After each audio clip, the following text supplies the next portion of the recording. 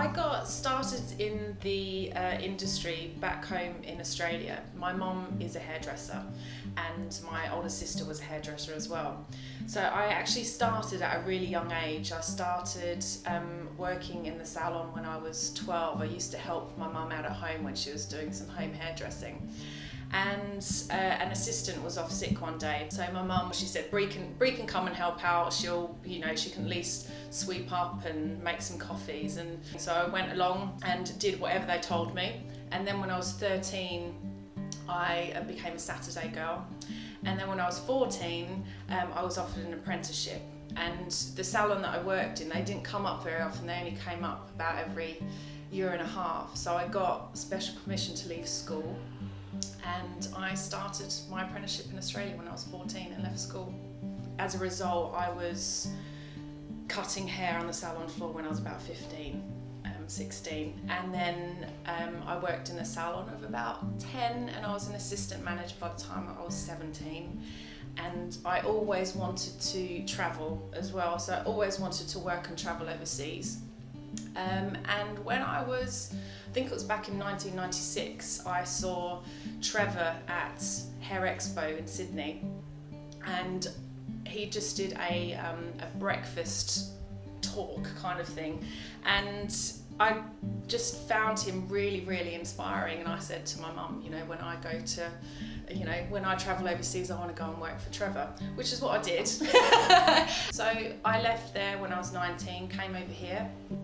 So I didn't really know London that well, and I used to come up and just walk around. I kind of knew that there was a Trevor Sorbie salon in Covent Garden, and I remember one particular day just walking around and around and around and around, and just giving up.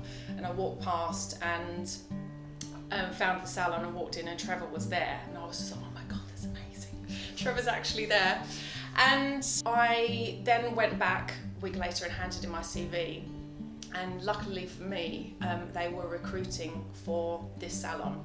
Did my trade test, did my vardering, somehow got through it all. Trevor actually took me for my trade test and saw something in me, this young girl with a bright blue bob, because I wanted I wanted crazy hair to come to London. I have always been very ambitious and always been really hard worker. From then I was just really focused, and I concentrated on doing my art team test, doing my teacher training.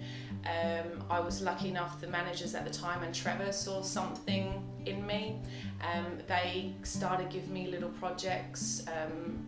Then I was in charge of the assistants, and then I was involved in product testing and development, so I started managing that side of things. And probably about 5 years ago is when Trevor first said something to me over a glass of wine, asked me if I'd be interested in having my own salon. So yeah, here we are 5 years later, and I'm about to open my own Trevor Sorbie salon.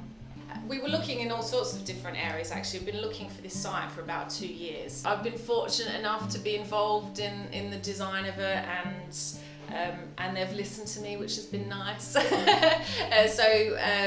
the designers have been fantastic, and just trying to make it unique for us, unique to Trevor Sorbie. We will have I think it's 16 sections in the salon over the 2 floors, so it's still a fair size.